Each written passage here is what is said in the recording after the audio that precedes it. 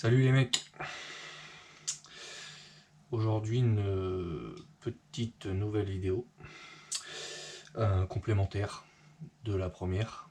Alors je suis pas youtubeur, hein, je vais pas vous mettre de lien là, de lien là. Les vidéos sont pas nombreuses, vous pouvez retrouver facilement la vidéo dont je vous parlais concernant les attaches pour tête plombée. La dernière vidéo s'intitule Tête plombée made in Bibi, si mes souvenirs sont bons. Là, je vais vous montrer, nous, notre façon de créer nos attaches, celles qu'on utilise en fait pour fabriquer nos TP de LF Shad et dans un futur très proche, celles qui viendront accompagner les LF Slim Shad. Donc un type d'attache beaucoup plus facile, dirons-nous, à l'utilisation et à la mise en œuvre par rapport aux attaches précédentes dont je vous ai fait partager la fabrication. Concernant le matériel pour créer ce genre d'attache à base donc de corde à piano, j'utilise des ustensiles très simples, hein, des pinces. Donc une pince à embout demi-rond, la plus petite possible au niveau de la longueur du bec. Plus elle va être petite, donc courte, plus vous aurez de fermeté pour pouvoir plier votre corde à piano, puisque moi j'utilise uniquement sur les têtes plombées, je parle de la corde à piano de 120 centièmes. Pour l'effet ressort en fait que ça a, si on passe en dessous sur du 100 ou du 80 centièmes, je monte mes leurres dures uniquement, donc les stick bait que je fabrique en 100 centièmes, mais là le système est différent puisque la tâche complète dans leurre est moulée entièrement. On n'a pas cet effet ressort qu'on va avoir sur une tête plombée où on va venir clipser l'hameçon dessus.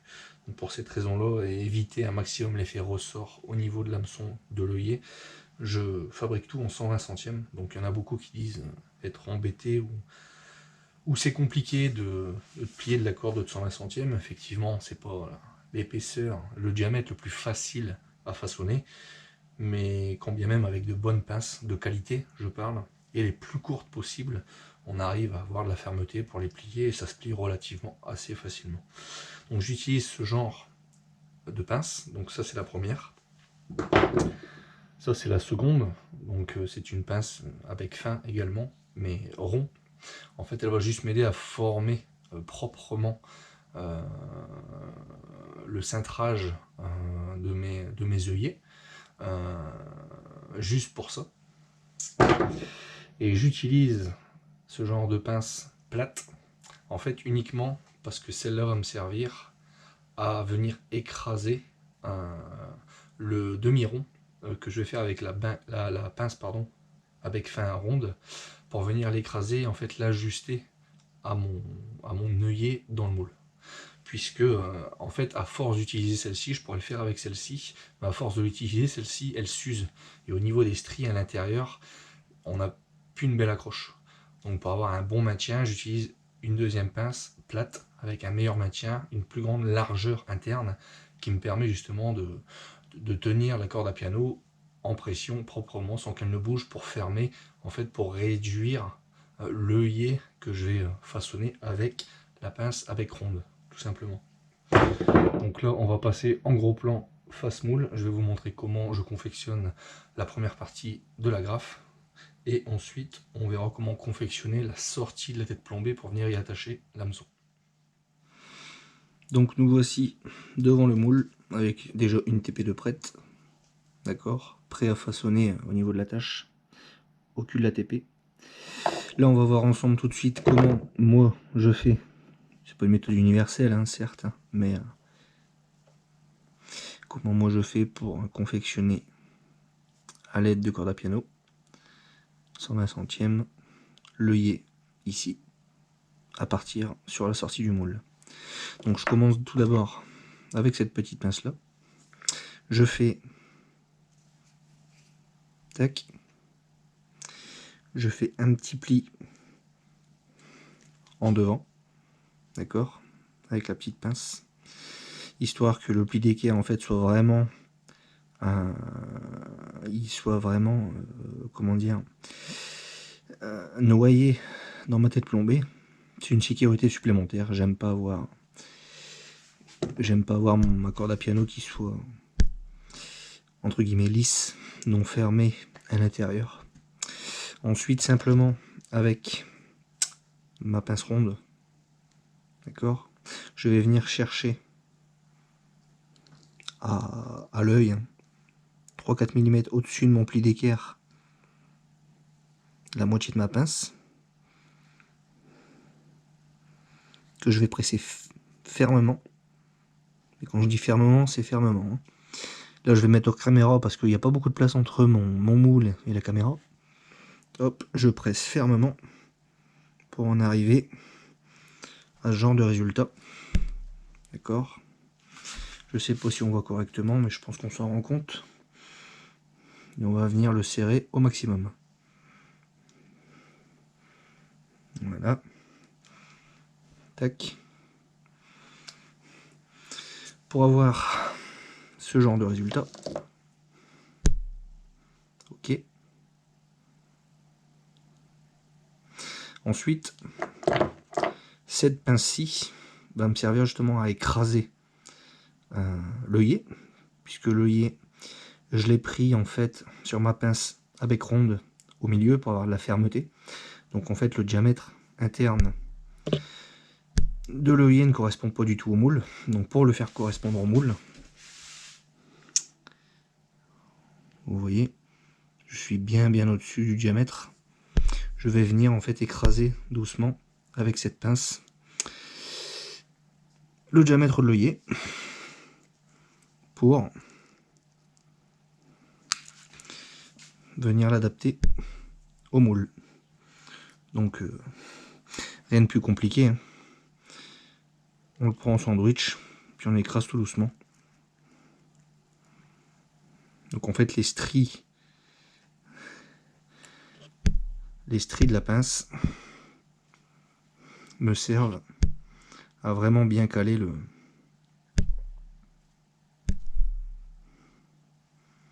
l'œillet dedans, pour pas que la corde d'un piano vienne à ripper, tout simplement. Donc j'écrase de manière à l'adapter au moule. Hop. Je viens ensuite simplement la mettre en position. Donc voilà. C'est parfaitement adapté à l'œillet. J'ai assez écrasé. Et donc simplement là je viens m'amuser à le mettre en position. Donc on pense soit un moule soit l'autre, hein. Moi j'aime bien prendre celui sans les tétons. On met en position. On presse pour faire tenir la corde à piano dans le moule. On vient juste... Alors c'est pas évident. Parce qu'avec la caméra en face, c'est la merde. On vient presser à l'endroit où doit sortir la corde à piano. Hop. Et on vient plier, tout simplement. Et puis on règle au besoin. C'est pas tout à fait propre. Je dois rouvrir un peu mon angle. Tac. Donc là j'ai ouvert un peu mon angle. Je remets en position pour vérifier. Et là on tombe parfaitement bien. Donc ensuite, eh ben, il suffit simplement de talquer le moule pour protéger le moule RTV. Fermer le moule. Mettre dans l'étau ou dans des pinces. Avec des cales de préférence à chaque extrémité du moule pour qu'il y ait un bon maintien. Et puis à couler pour obtenir ce genre de tête. Voilà. Donc là on est sur l'ATP de 20 grammes du futur LF Slim Shad. Donc maintenant on va passer tout simplement au façonnage de la corde à piano juste derrière. Et tout ça sans coupure. Donc moi je me sers d'un gabarit. Voilà.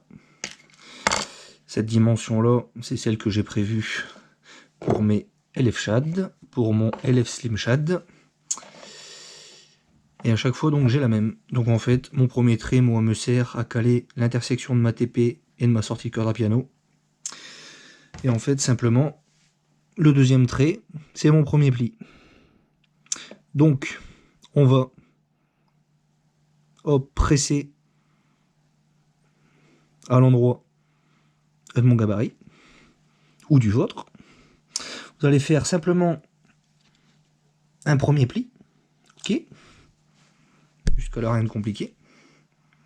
Premier pli à 90. Vous allez faire un second pli. Alors moi je le fais à l'œil, à environ 5 mm. Vous allez faire un second pli à 5 mm, également vers l'intérieur. Alors j'espère que vous allez bien voir, parce que franchement c'est la merde. Je suis à 7-8 cm de mon plan de travail, avec la caméra devant. Donc c'est un peu le bordel.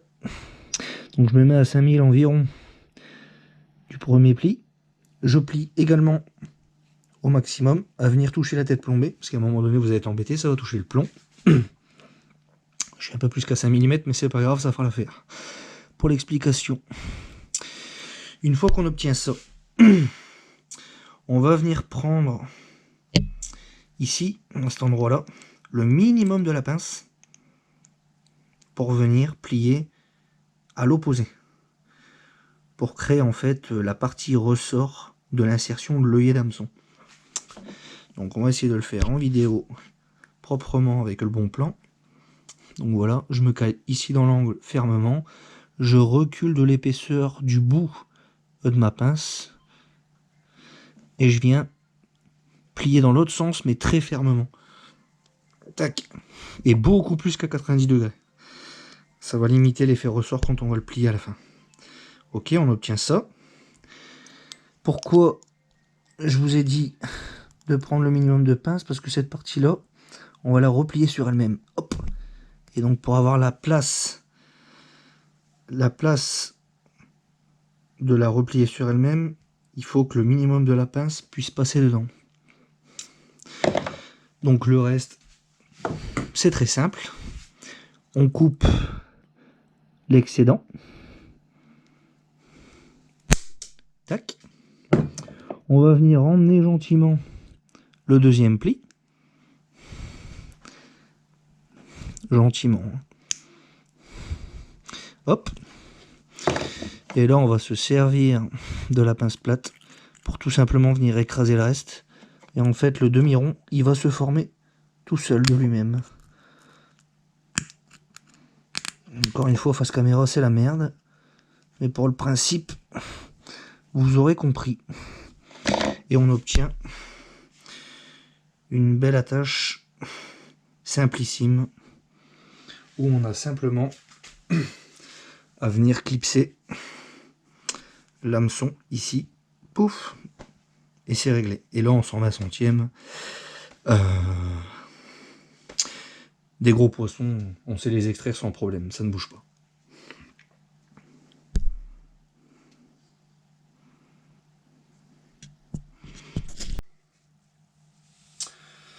Donc sur un meilleur plan, voici la tête plombée. Et ensuite, on a juste à venir y déposer l'hameçon. Alors moi, c'est ce que je fais, je m'embête pas. Je monte d'abord mon hameçon sur ma TP, je viens le clipser, clic, voilà. On peut tirer comme un ravagé. Hein. Là je force, mais je force pas trop pour pas me planter le piquant de la TP, enfin de l'hameçon pardon, dans les pattes. Hein. Donc moi je m'embête pas, je les monte comme ça, puis après je fais passer tout simplement ça dans mon leurre en direct. Donc voici une méthode relativement simple, efficace et plus rapide que la première vidéo sur un autre style d'attache. Je voulais revenir également, alors je m'excuse hein, bien entendu, si les plans sont pas précis.